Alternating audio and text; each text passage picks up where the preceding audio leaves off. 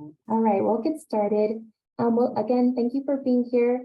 I want to briefly introduce both Richard and Rob today, who will be presenting on the ICPM. Rob is a consultant with the Chief Probation Officers of California, also known as CPOC, and Richard Knecht is a consultant, also Integrated Service Advisor for the California Department of Social Services.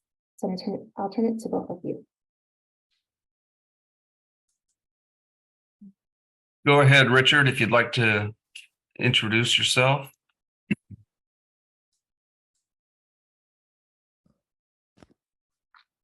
I believe you're on mute. I think in the interest of time, Rob, we'll just jump right in and let Serena's introduction satisfy from my standpoint. Okay, great. Well, we're going to go ahead and start. Before we do, I'd like to thank everyone that joined this particular workshop. I know that there was a lot of really good options to choose from. And so we appreciate you joining us on this particular workshop. And I think we're going to go through quite a bit of information, and we're going to move pretty quickly so that we can cover what we think will be valuable and important information for you to consider as you are implementing and planning your comprehensive prevention plans.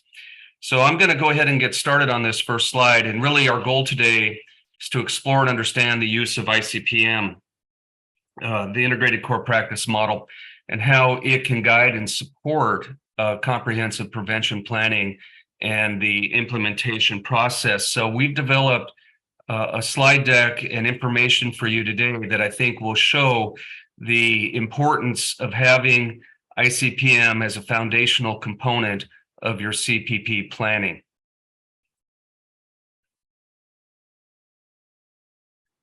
And so, as I mentioned, the foundational piece of this, I think it's really critical that as you look at the slide, these particular bullet points are critical, because the one thing that we want to really start off this workshop with is that no single agency or entity can create and sustain a comprehensive prevention plan by itself.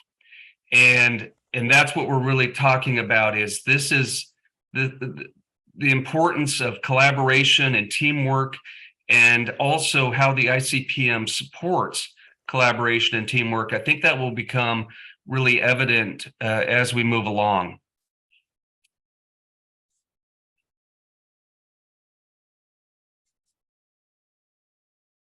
The one other thing on this particular slide that's relatively new to the ICPM principles, the practice principles, there'll be a updated model of the ICPM coming out perhaps later this summer that's adding two different practice principles.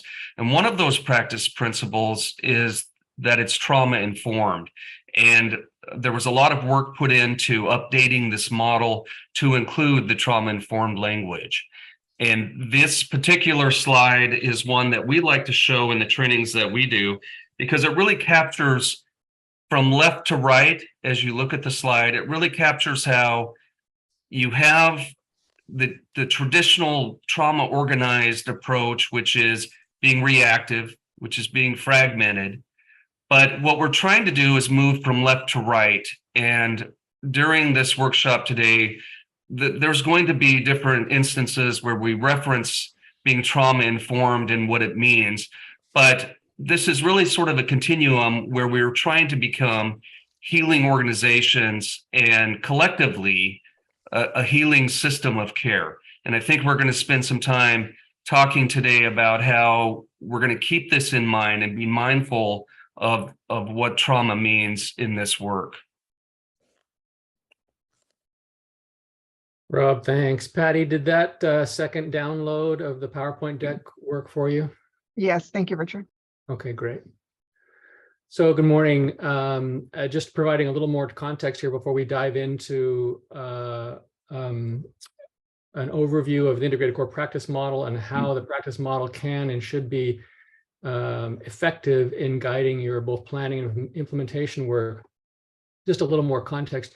We talk about integration all the time in children's services, And yet we're very poor in terms of public agencies at actually implementing integration.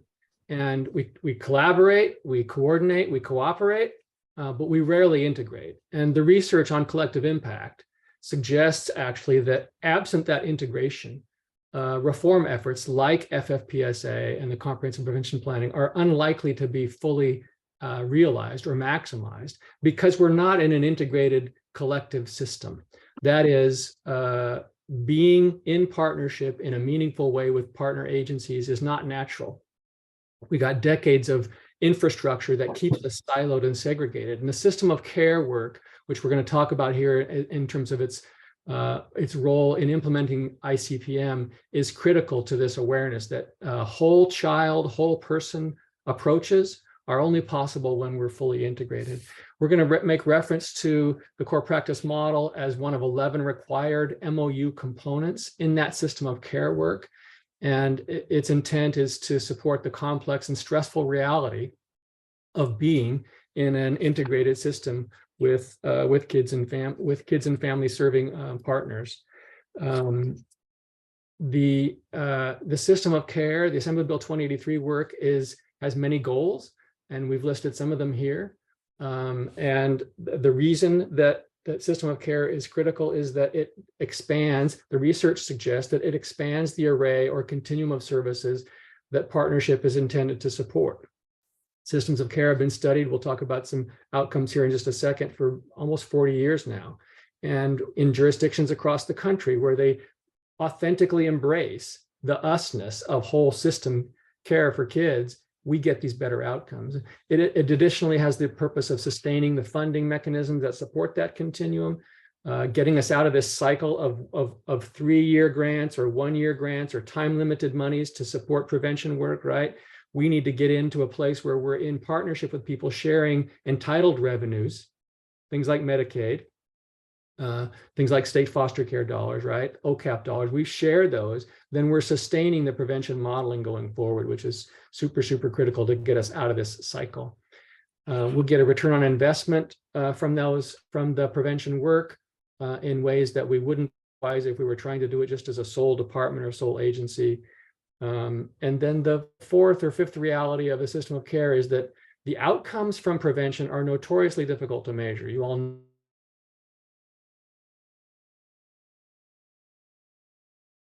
Oh, Richard, you froze.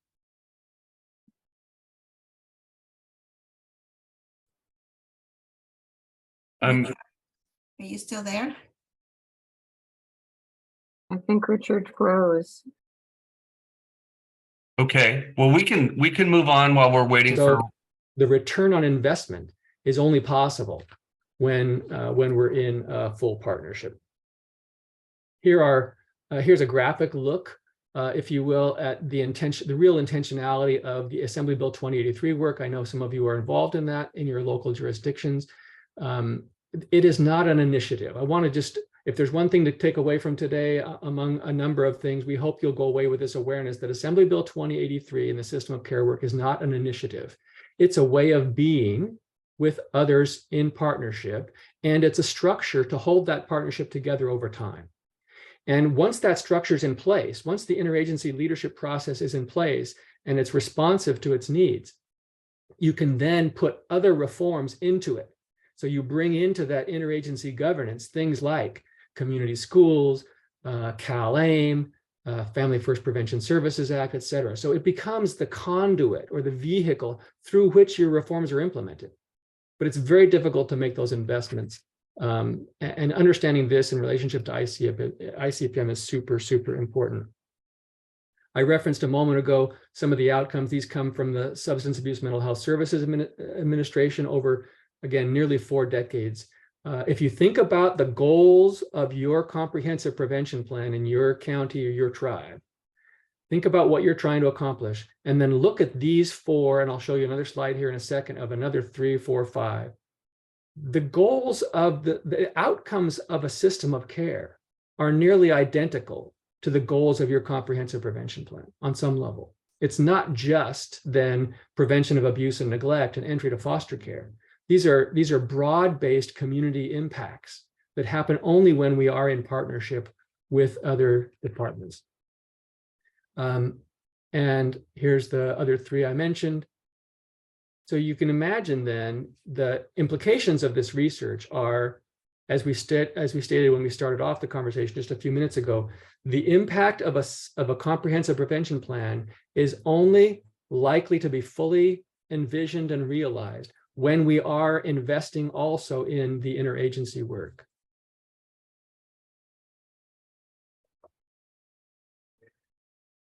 So this system of care work under 2083, many of you probably know this, but we'll just spend a moment or two talking about this just for a second, is anchored in a requirement on counties to have a memorandum of understanding between critical or child serving organizations, including behavioral health, youth corrections, juvenile probation, the county office of ed, child welfare, and the regional center as mandated members of the system of care. Some counties have taken an additional step to include their courts, their juvenile bench officers, tribal engagements, and partners, as well as First Five commissions and other similar organizations. So there's no hard and fast rule about who can be in the system of care, but the MOU that anchors the system work, an agreement that all parties have signed off on, has 11 research-based components. We hope you'll think of this as a blueprint for your prevention work. This is that interagency ecosystem of partners. And when we do these 11 things effectively, we'll get the outcomes that we just talked about in terms of our comprehensive prevention planning on a broader scale. And you'll note here the fifth element of the MOU is the implementation of and the use of the integrated core practice model, which we're going to orient you to here in a second.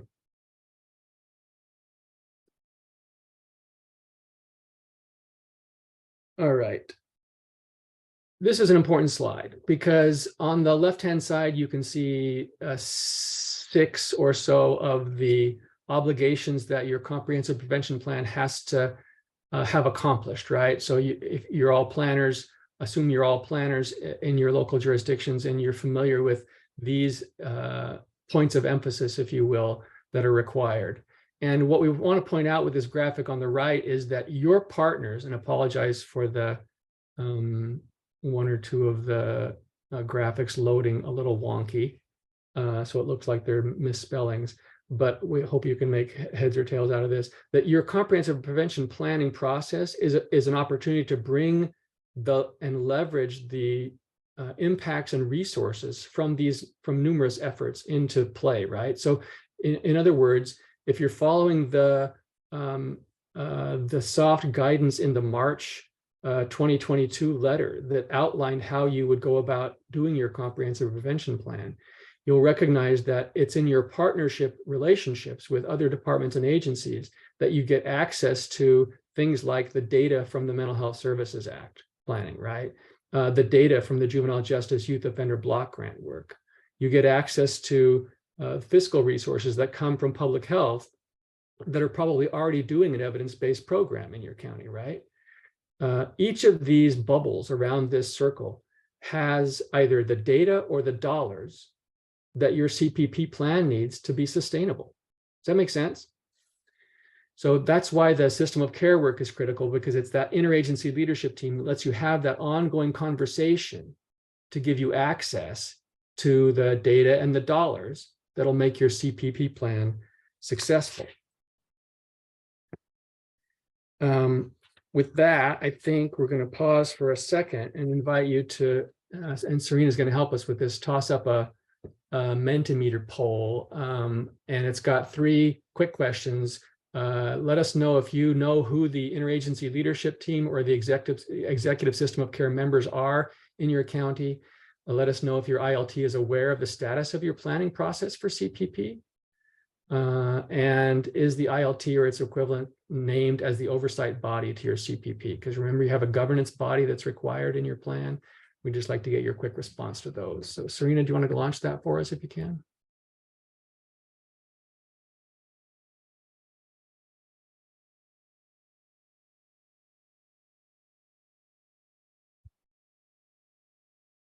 All right. So let's see, what's our total number? We'd love to have you each respond to this, and we'll give you just another 30 seconds or so. I know you have to navigate the Mentimeter. But let's see if we can raise these numbers just a little bit. And if anyone needs any assistance on how to use Mentimeter, please feel free to type into the chat or raise your hand. I can assist you with that. And Richard, you'll see, and Rob, you'll see on the right-hand corner, the very bottom, we have 21 participants so far voting. Right on. This is Charlene Bianchi. I used the meter, but it didn't ask me to enter a code. It just, the questions were there and it asked me to just hit enter, and that's what I did. Thank you for your question. And that's all you'll need to do. So there's just 3 different ways to vote. You'll get all to the same point. Got it. Thank you. And Richard, will this PowerPoint presentation be available? It should be dropped right into chat. If you joined us a little bit later, we can drop it in again, but I think Serena put it in there for you early on. I can drop it again. Thank you. All right.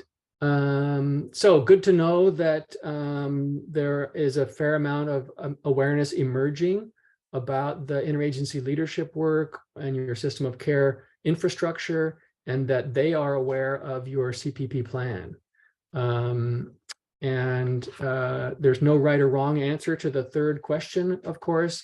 There are many good ways to establish governance or oversight for your comprehensive prevention plan. There's no obligation that it be your system of care work. We strongly recommend it. It's our bias that you have some formal process for bringing your CPP plan to your ILT in some kind of consistent way, but no obligation there. So this is all useful information for us. So thanks for participating in the poll. Rob, what's next? Okay, we'll pull up the slide deck here. Okay, so we've talked about ICPM, and that's, I think, before we go any further, what is ICPM? And I think probably most people that are attending this are familiar with ICPM, but really, I think it's important to think about it really defines, it's a research-based expectation for social workers, probation officers, county mental health staff, partners, for all of the partners. And really, the focus of this today that we're really going to refer to, and we're going to get into it further, but it's the shared values and principles that the ICPM provides for system of care. It provides for comprehensive prevention planning.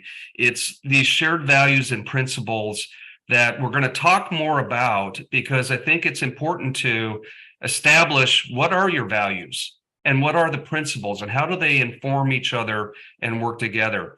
This particular slide, the ICPM provides a framework which will outline how services should be developed and delivered. I think it's important to note that the consistent implementation, AB 2083, allows for ICPM to be implemented statewide. But ICPM is more than just a model that can be used with AB 2083. It lends itself nicely, and I think you're going to see how ICPM supports the CPP work that you're doing in your county. So we'll work our way to that, and I think it'll become clear. This model and the practice principles of the model really apply at numerous entry points in the system. And so we're going to talk about that today. The ICPM principles for system of, or the ICPM principles that we're really going to talk about are these. Now, I mentioned earlier that we've added 2, the bottom 2 are going to be in the newest version of the ICPM model. But the 10 above that are the ones that we've been working with for years. And we're really going to talk about how these guiding principles, these practice principles, they're really inherent to planning and implementation. And these can be used in not only direct services, but obviously county system of care approaches, because of the actual principles themselves. They support teaming, they support collaboration. And so when you get into the definitions of these particular practice principles, you'll see how they lend themselves to direct services.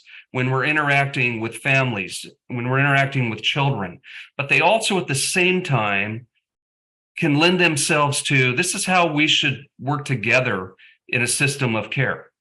So these principles to me, in my experience in probation and working for 2.5 years with our probation department and having this become the foundation of how we engage with families and how we support families, it's because it applies across the board if you really look at each of the principles.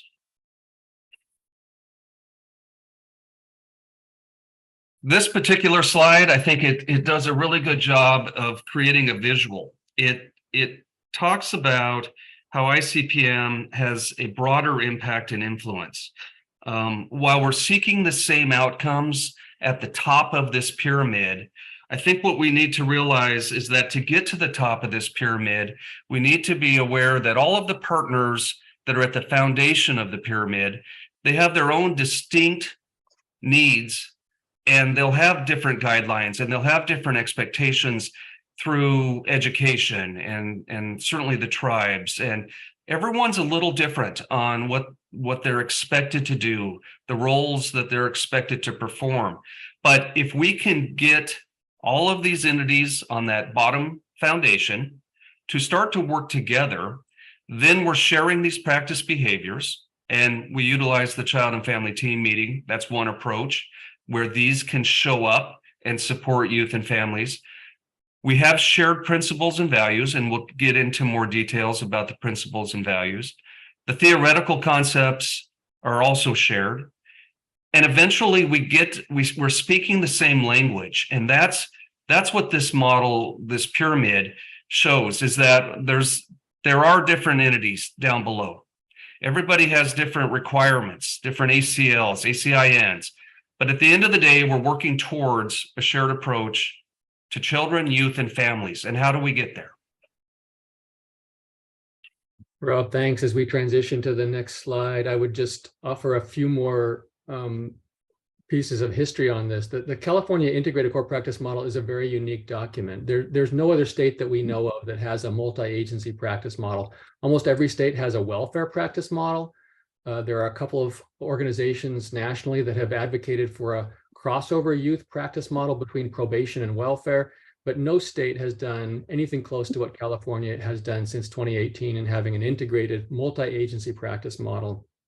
It evolved from some of the early championing work done in communities, and then our California welfare directors, of course, for the last decade have championed the development of specific leadership and practice behaviors that I think you're all familiar with, particularly if you're in the child welfare services arena. You know the welfare practice model richness that makes its way into the ICPM as well. Of course, the KDA class action law settlement required a core practice model.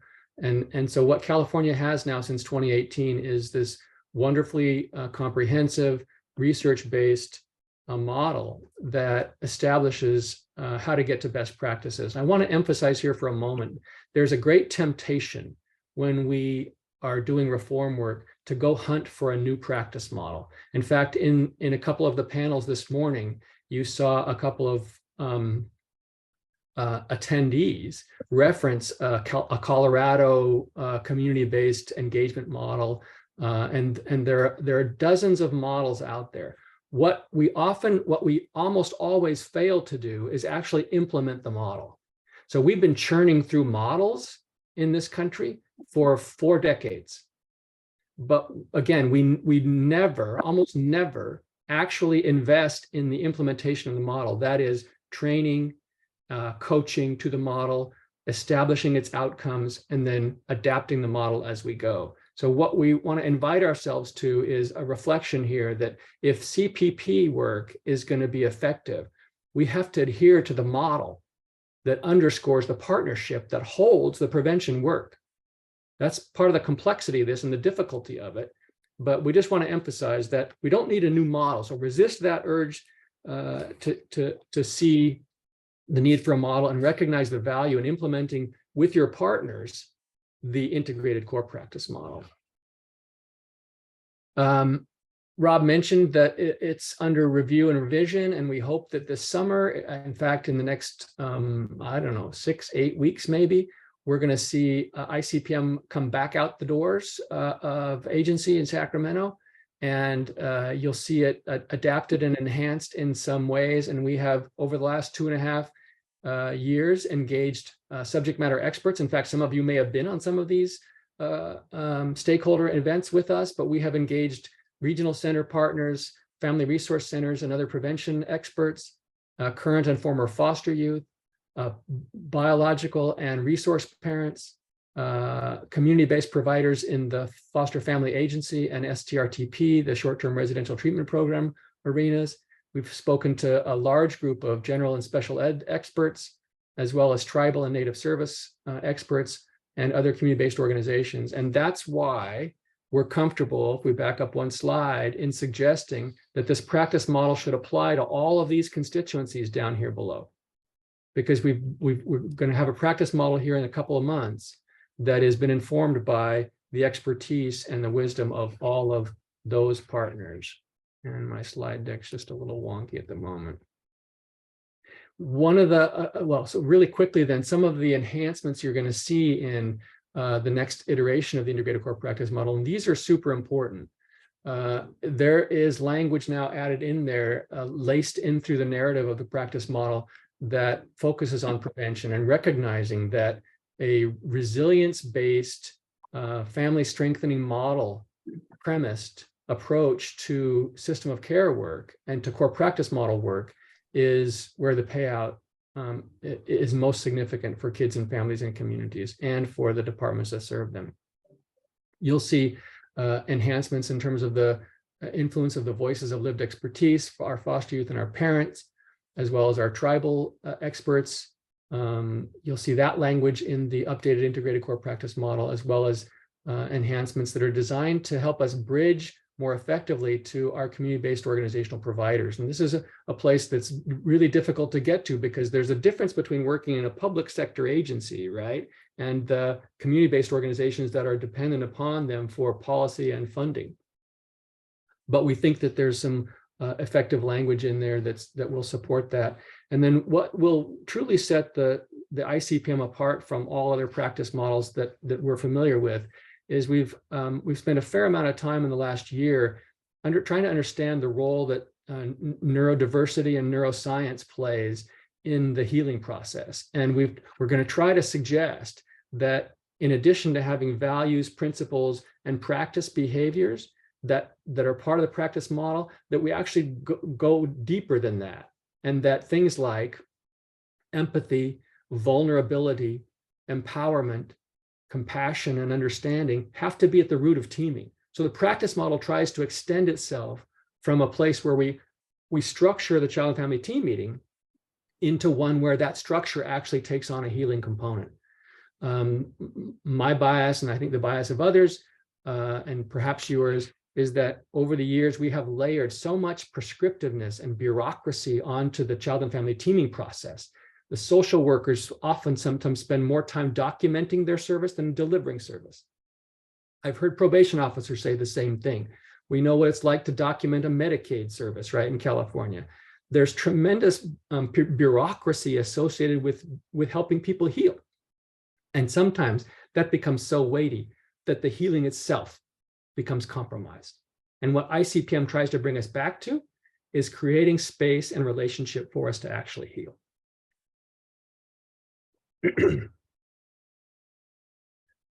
Okay, so how do we get there? How do we get to that space? How do we stay in that space? And one of the things that I think kind of resonates with people as we train ICPM, and we do this typically in regard to system of care and other forms, but when we were asked to do it in prevention, as it relates to the comprehensive prevention planning, and we looked at the 5 elements or phases, if you will, it was really obvious to both of us that we recognize these same 5 elements of the model.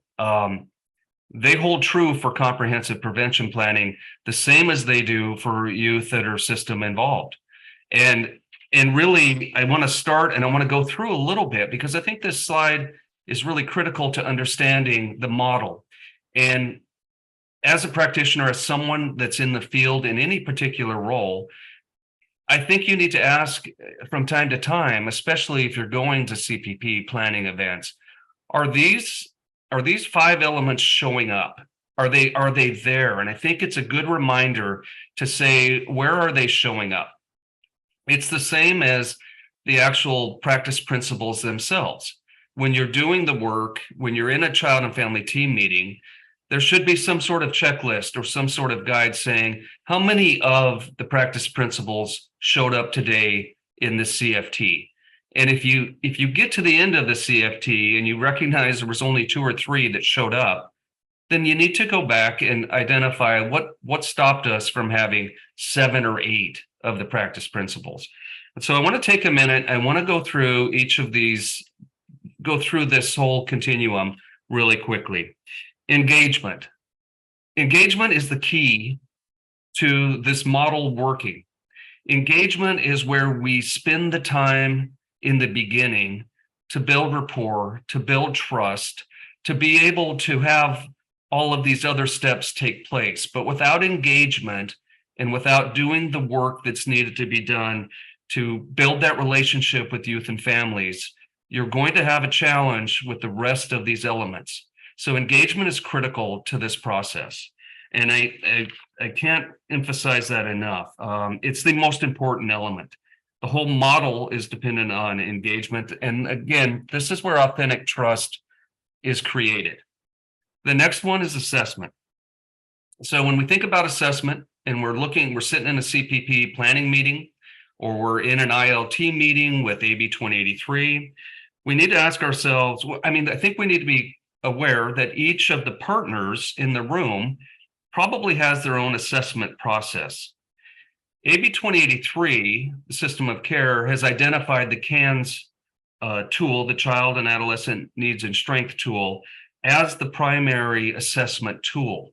But you also need to be aware that other entities, other agencies, other organizations are going to be doing assessment. And assessment is key to identifying strengths. This is a strength-based model, a strength-based approach, ICPM. It's identifying strengths and then maximizing those strengths, having those conversations that are strength-based so that the youth and family will continue to move and we can move with them in areas where they've had success and positive outcomes.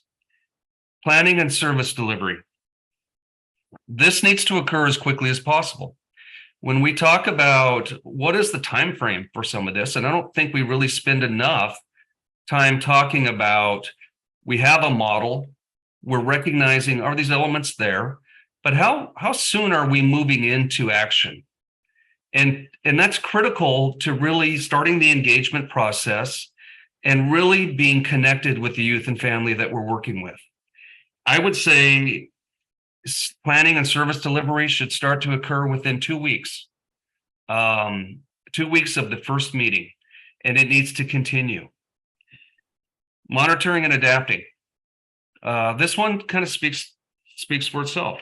It's because we're focused on engagement and we're continue to focus on engagement, that allows us to have very transparent and open conversations throughout the time that we're working with youth and families. Once we've established engagement, we've started to build that trust, we can then have the transparent conversations about how are we doing with this service plan?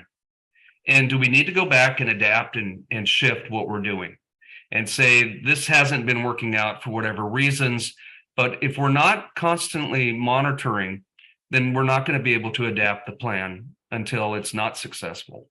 So we want to keep an eye on the plan. We want to revisit this frequently. We want to engage with families. We want to ask families, what do you think's working? And we want it to be the strength-based approach. And then finally, the fifth element in this model is transition. And I would say, typically we think of transition as discharge planning, but that's not always, that's not the only transition point. Anytime we change, or anytime there's a change to a plan, anytime there's a change in direction with the youth and family, these represent transition points. And we need to be mindful that transition points are often the most traumatic points in this whole model. Where there can be increased trauma, we need to be mindful that the youth and family might be experiencing trauma through transition points. And so understanding that, I think we can help to support youth and families. And Richard, I don't know if you wanted to add anything to that slide, but you're on mute, Richard. Thanks, guys.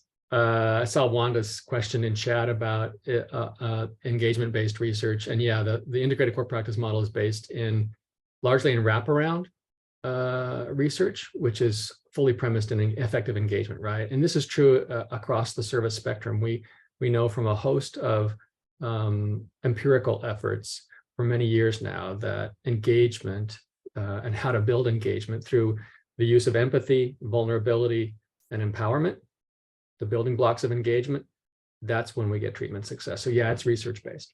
Rob? Okay, so moving on. So we've talked a lot about the model, the kind of the concept behind it. And foundationally, I mean, there's numerous examples of, as Richard noted earlier on, about child welfare having extensive use of the ICPM, now probation, children's behavioral health are starting to become more familiar with the concept and actual implementation of the ICPM model. But how does this impact the teams that are applying this? And I think we talk about different models and we talk about different approaches to prevention. But how does it impact the team that's actually implementing this process? And so I really want to focus on these 4 bullet points: reclaiming and supporting the healing process, more treatment for success, more success. That's what we're trying to do. Richard's mentioned the healing process. It's part of this bigger picture.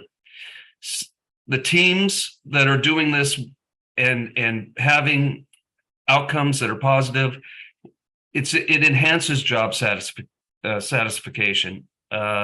It deepens relationships. We put in the slide happy employees. But when you start to see outcomes and you're starting to have really positive outcomes and you're moving along with your case plan and things are going well, then the team is going to also feel the satisfaction of these results.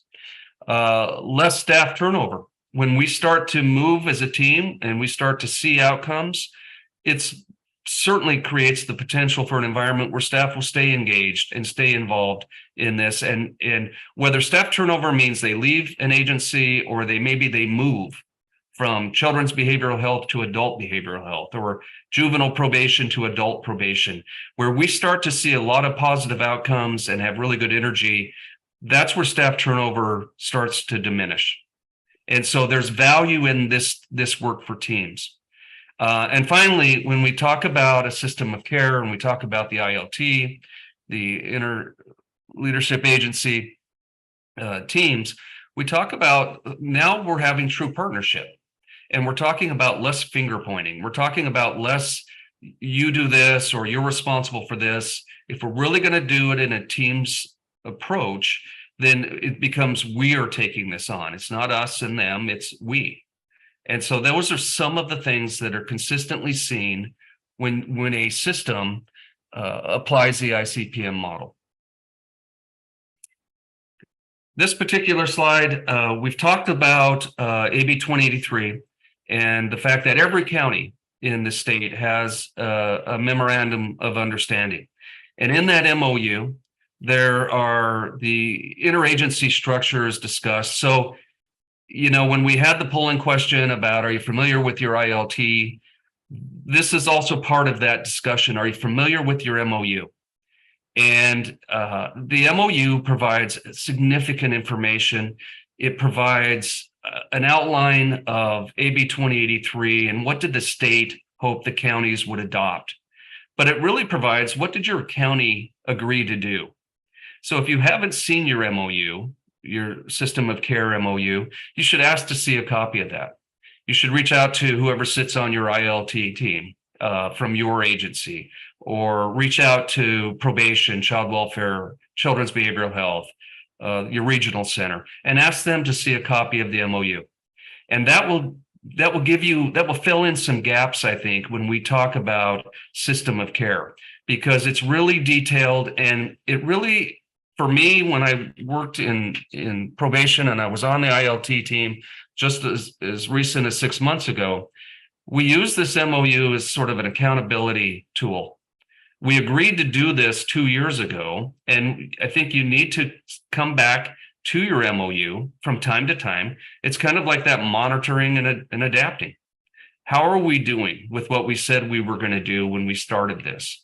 And it's okay to make additions and modifications to your MOU, and it should be a living document. It should be something that you're using in meetings, that you're pulling out. Are we adhering to what we said we were going to do? When you combine that with the ICPM practice principles, you're going to end up with effective prevention, and you're going to end up doing things together. You're going to have the same language, you're going to have the same goals. And so this model lends itself perfectly to CPP planning. It's seamless, there's no wrong door approach, and it can be used and should be used at diversion and prevention at the initial steps of the primary prevention efforts. When I saw this information and we decided to include this in this particular slide, having been part of an MOU being developed from the onset in Santa Cruz County, I saw the work that was done and in the MOU from Calaveras County and Sacramento County. And I was incredibly impressed that this actually predated the CPP implementation. The Calaveras County one, and I'm not trying to endorse Calaveras County necessarily, but I am trying to say, take a look at this particular slide. And I think it's outstanding. And I think it should be in every MOU, system of care MOU. It really talks about prevention. And I think it connects the MOU to the CPP. And I think there needs to be this type of language, whether it's what Calaveras has or what Sacramento has. But I really like the idea that they take it to a whole nother level. They name comprehensive prevention plan. They talk about primary, secondary, and tertiary framework. And they're really speaking the language. And to put that into your system of care MOU, I think it's just a given. This needs to be included. And so I thought this was a super powerful slide. For those that have worked on the MOU, for those that are going to revisit the MOU, and for those that are really trying to see the connection between your system of care work and your CPP work. I think it's outstanding. And Richard, I don't know if you want to add any comments from your perspective on this prevention and early intervention work and how it fits, but I think it's a powerful slide. Yeah, thanks, Rob. Just to reiterate, I think for emphasis, the point here is to you want to ground your prevention work within the longer term sustainable system of care work, right? And you do that by having critical language like this included in your system of care MOU. So if you're connected to that ILT or the MOU work under 2083, think about revising your MOU and baking in your comprehensive prevention planning language. Yeah, and this particular slide, as I mentioned a few minutes ago, talking about values and revisiting values, this slide really speaks to itself. So if you have a second and you can look at the bullets, but it's parent and youth driven, or tribe and parent and youth driven, but that's supported in choosing parents and young people. We haven't really talked about the guiding principles. But usually the first guiding principle that I talk about in ICPM trainings is voice and choice, youth voice and choice, family voice and choice. And that's again tied to the first step of this model, which is engagement of the elements. And voice and choice is really adhering to that and identifying in child and family team meetings is usually where we see this. But it can be in any meeting. It can be when we're meeting with kids at schools, We're meeting with kids in the community, wherever we're meeting with youth and families, the voice and choice, and letting them have some say in the types of treatment, interventions, and supports. It's critical to getting their buy-in. Community-based and least restrictive. These are services and supports that are provided in the home, in the school. And I would say this, the thing that we can do to decrease trauma the most is to keep kids in their homes. When we start to run into situations where youth are starting to be considered to be removed from their home, to go into an STRTP, some sort of foster care setting, that's about the highest level of trauma that our system can sort of impose on a youth and family. We need to do what we can when it's safe, when it makes sense, to keep kids in their homes and in their community. Culturally, linguistically, and equity informed. We don't speak enough about how important this is. It's one of the practice principles of the ICPM is being culturally respectful and paying attention to what are the supports, services, needs of families, and we meet their needs. The care meets the individual's needs, and that's no clearer, no more important than shaped by culture and language, and being cognizant of that. And then finally, prevention and early intervention. We've started to talk a lot about prevention, early intervention. The ICPM model lends itself and should be part of discussions when talking about prevention efforts like CPP. Okay, sample leadership behaviors to inform CPP planning and implementation. I think the first part of this, again, I focused on engagement. I'll continue to do so because of the importance of it. But there's other parts to this. The value community assets by utilizing contracted services with providers that are aligned with ICPM.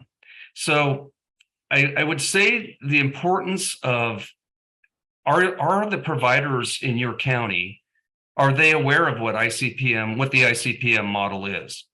Do they, when you're in a CPP meeting, when you're doing your planning meetings, are you talking about models that your providers are aware of? And if the answer is no, then there needs to be intentional efforts to bringing everybody on board with what is ICPM? What are we trying to do?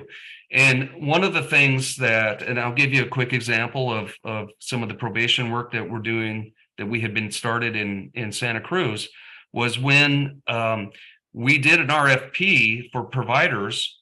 We built in that the providers will go to 2 mandatory ICPM trainings, because we knew if all of the county partners are talking about ICPM, but we're not including and taking the time to share this information and onboard our providers, then there's going to be a big gap there. There's going to be a disconnect.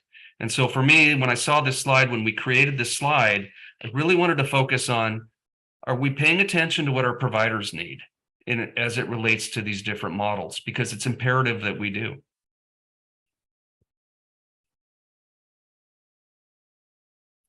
And again, these are additional examples of teaming and accountability. We've talked about the importance of teaming, collaboration. This is really, it can be fostered by your ILT. It can be part of your CPP, but remember that the system of care really will be the umbrella for your comprehensive prevention plan. And so the teaming needs to be contained in and really spoke to in your interagency MOU. Your MOU really can require the teaming, and it also at the same time can hold the accountability for, are you doing what you said you would do? And I think we all need to be accountable, and the MOU really provides that. And I think leaders in your county, all of you need to just say, is this in the MOU? Are we doing what we said we would do as a county? Rob, thanks. I just want to pause for a second as we transition. And if you're a CPP implementer, planner, and you are still writing your plan or drafting your plan, I want to get concrete here for a second. If I were doing that in my county, one of the things I would ponder on doing is going to the integrated core practice model for that section of your plan where it's required, right, to establish how the ICPM will inform your work. And I would pull out leadership behaviors just like these. And I would highlight them in my CPP plan to the state and say, look, we're making a commitment with our CPP plan to live this way with each other. Does that make sense? So this is a concrete way that you can then link, at least in terms of the plan itself, the narrative, tell the state, this is what we're going to do. Now it's aspirational, right? It's like all behaviors are, we're striving for a higher bar all the time, but this is one of the concrete ways we think you can go away from today with some awareness about how the ICPM can actually fit into your CPP plan, if that makes sense. There's all sorts of leadership behaviors. If you're familiar with ICPM, you'll know where to find those. At the end, we can drop the link to the integrated core practice model into chat. Those behaviors, again, are not just aspirational, but they're hard. We face significant challenges in leadership in public sector, child and family services in California. There are workforce issues. There are coming budget issues, right? Like we're headed into a downturn in the budget cycle. So their pressures are going to mount. And the reason those ICPM leadership behaviors are so critical is that they invite us to a high level of emotional intelligence. The partnership that's required is complex and difficult and stressful. And when we get stressed, we sometimes get dysregulated as human beings, right? And those moments of dysregulation are when we sometimes blame and shame each other and we erode the partnership. And so the whole purpose of the integrated core practice model from a neuroscientific standpoint is to invite us to this collective high place of emotional intelligence. And we won't spend a lot of time on this slide, but on the six elements over here on the right-hand side, these are some of our favorite ways of suggesting that we manifest our emotional intelligence and our capacity to be present with others in stressful environments when we do these things. And so we won't, again, don't take the time to belabor these, but think about how we can manifest these 6 things on a consistent basis with each other in CPP planning meetings, in our ILT meetings. This will deepen the relationship and hold the system together, hold the partnership together during moments of duress. Really quickly, this is where ICPM principles really, we see them kind of structurally taking shape within your CPP. So obviously during implementation and change, communication is critical. What we're really talking about with integrated core practice model in a multi-system environment is changing the climate, right? We move from you and me to us, right? That's whole child care when we're in a place of us-ness, so to speak. And there are 3 other things here that places where you think about how ICPM can inform your development process. Pausing for a second, Patty is asking in chat, what strategies have been successful in building capacity and onboarding providers? Yeah, really great question. And Patty, I'll say that in Santa Clara, you're doing this as well as anybody. I think in terms of connecting to your broader network of community-based providers to make sure that they're aligned with you. That's probably a whole nother hour of conversation in terms of how to do that effectively, but a really good and critical question. I think we're going to probably skip poll number 2 because we're going to draw short of time here. But questions for you to ponder on, right? And perhaps Serena can drop these into chat for us just so you can ponder on them. We won't take the poll today, but these are important questions to your process as you move forward, we think. All right, I want to spend 4 or 5 minutes just connecting you to a companion to the integrated core practice model. And this is important when we're talking about change.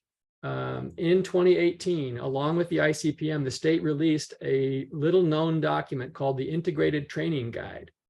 And you can find this by Googling it. It's connected also to the CDSS website where the ICPM, one of 2 or 3 places where the ICPM is located. But the training guide has some critical supports in it. And so we're quickly going to review some of these. We think that it's a really effective blueprint for how we develop workforce. It's, again, a companion to the ICPM. It is highly applicable to your CPP planning processes in terms of supporting the kind of programmatic development, exploration, inquiry, and the training that's going to be required to move us to a prevention focused approach, right? So we're making a big cultural change in California, moving from mandated supporting to community support, mandated reporting to community supporting.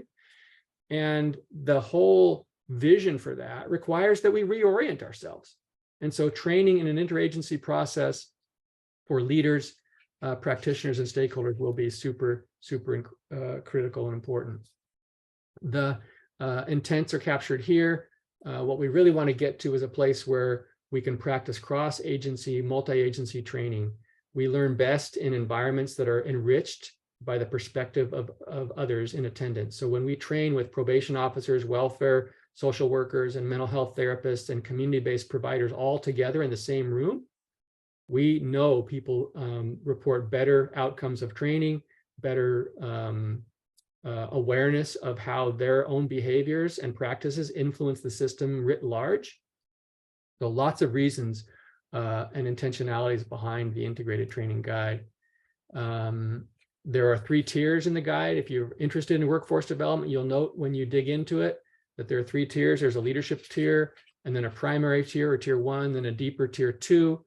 And these are, we think these are venues, particularly tier 1 and tier 2 venues are places where community-based organizations, parent partners, youth advocates, system navigators, all of our partners doing prevention work from a family-based lens should be invited to those kinds of trainings, right? As applicable. I think it's critical to recognize that a well-designed training infrastructure allows for rapid responses to new needs when they emerge, right? And a coherent and comprehensive set of trainings shared across the community is what's required to really deepen the level of collaborative expertise. We learn best. I learned so much from having my probation manager sit, my county's juvenile probation manager sit next to me for 10 years in Placer County. I eavesdropped on his work, he eavesdropped on mine. When we're in a cross-agency environment, we just learn a lot more about the nature of the work and how we can be impactful going forward.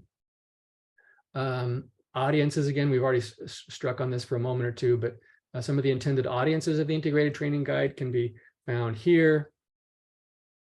And again, there are many training elements that won't apply to a full cross-system environment, right? Like there are aspects of social work that other people don't need to be trained to. So we're not suggesting by integrated training that everybody has to go to everybody else's trainings all the time.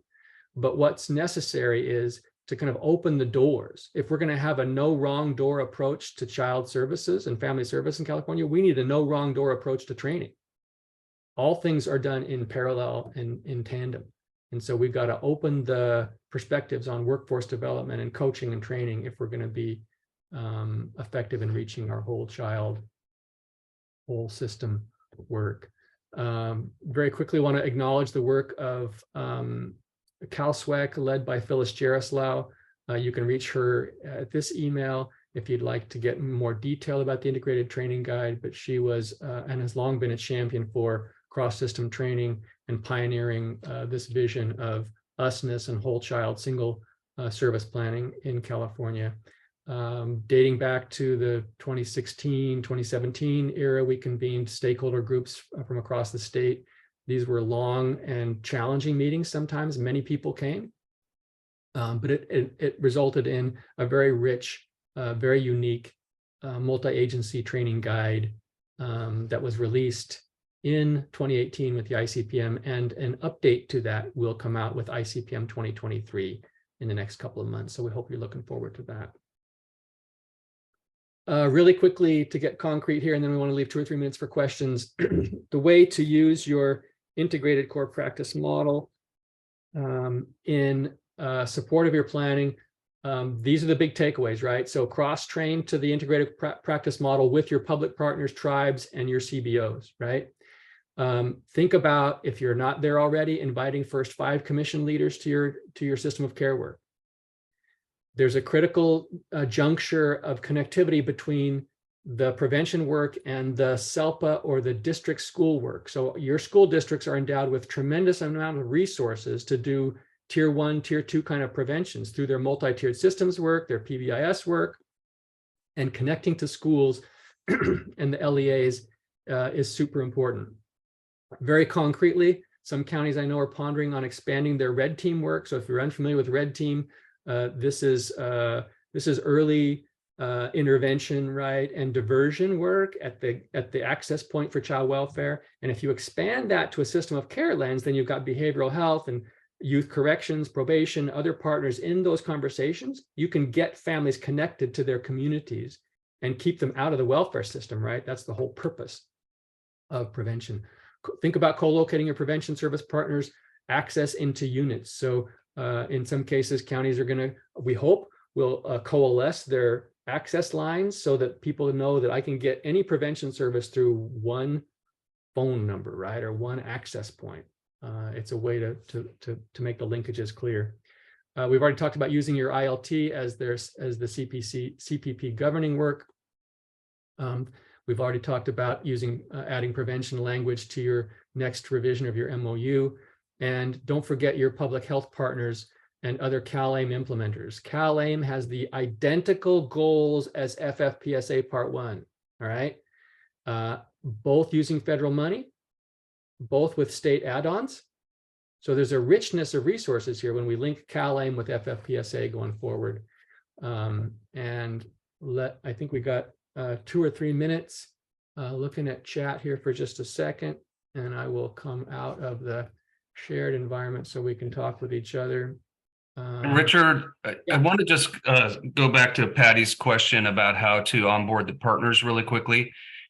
Obviously, the integrated training where the more partners you have at the table, that's the preferred way for any training, not just ICPM training, but if you're doing any systems work, if the more partners you can have in the room, hearing the same message, doing small group work, doing next step planning, that's ideal. So those are opportunities. When I was thinking about how to answer Patty's question, I was thinking, well, again, we tried to, and we were successful at putting language in provider contracts that say, for example, probation would pay, but we put language in that there would be 2 6-month refreshers on ICPM model, and that the partners would have to attend that, the providers, and that would just be an opportunity to get some additional check-in. How are you doing with this? Do you need more information? So we actually put it in contracts and purchase orders. And so that's one way of saying we're really going to adhere to this. Another thing for system partners and providers is your system improvement plan. This can be built into your SIP planning where you build in ICPM and CPP, and there needs to be reference to that as your 5-year system improvement plan is being created and being modified.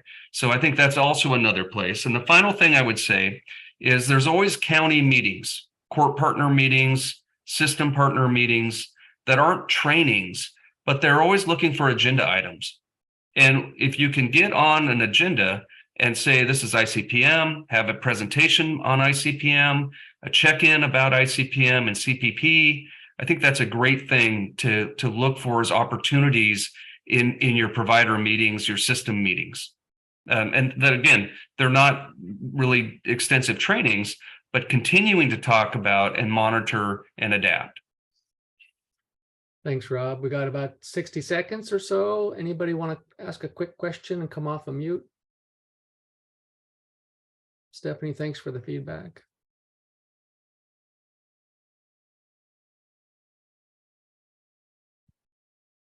All right. Rob, thanks for partnering with me today on this. Serena, appreciate the help from Strategies. And we'll see everybody back in the big room here in just a moment or two. Yeah. Thank you, Richard and Serena. Pleasure. Thank you both so much for your great information. And everybody, you are welcome to go back to the main room. Again, all the information for this presentation today can be found on the Google Drive. If you cannot receive the Google Drive for whatever reason, I know some counties, entities, and some other entities are not able to use Google. please feel free to email me. I can put my email in the chat and we can send that to you via hard copy as well. All right, thank you so much, everybody. Thank you.